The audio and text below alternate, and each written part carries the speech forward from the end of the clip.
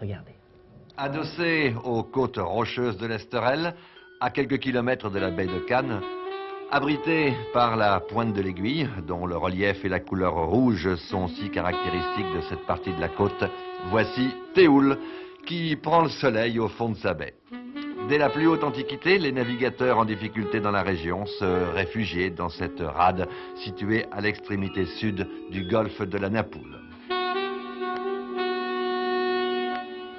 Le village de Théoul fut longtemps un simple hameau de Mandelieu. Il naquit son indépendance, son autonomie communale, qu'en 1929. Mais l'ouverture de la Corniche d'Or par le Touring Club de France en 1903 et le voisinage de Cannes ont favorisé le développement du village qui s'est rapidement transformé en station balnéaire et qui accueille les riches estivants du nord de l'Europe. Aujourd'hui, Théoul, sur ses 14 km de côte, ne propose pas moins de 6 plages et 4 ports de plaisance. Et c'est l'une des escales traditionnelles du Tour de France à la voile. Le port principal s'étend au pied d'une ancienne savonnerie du XVIIe siècle qui fut d'abord transformée en château puis en maison de vacances.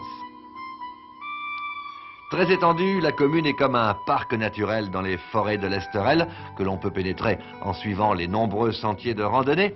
Mais le site le plus surprenant de Théoul, c'est Port-la-Galère, cette cité marine de conception très audacieuse, édifiée il y a 20 ans à la pointe de la Galère par l'architecte Jacques Couel sur un domaine de 23 hectares.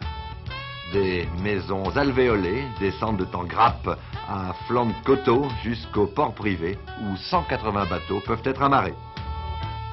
2000 personnes venues de toute l'Europe se retrouvent chaque été dans ce lieu privilégié.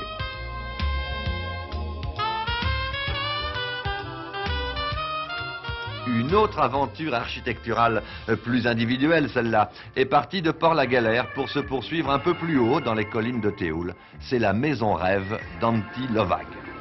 De la rencontre d'un industriel amateur d'art moderne et d'un architecte est née cette maison bulle d'une conception révolutionnaire, qu'il s'agisse des formes ou des méthodes de construction. On peut être choqué par ces hublots en chapelet qui font penser à un poulpe couché sur la montagne, mais pour mieux apprécier le talent de l'architecte, il faut pénétrer à l'intérieur de la maison. Car ces formes ne sont que les coquilles de volumes intérieurs, sans angle ni ligne droite. Ici, tout s'arrondit, ondule, se courbe. Murs, corridors, escaliers et le mobilier lui-même qui a été conçu pour s'adapter à cette grande sculpture habitable. Les ouvertures hublots s'ouvrent sur la baie de Cannes, les îles de l'Airain et les Préalpes.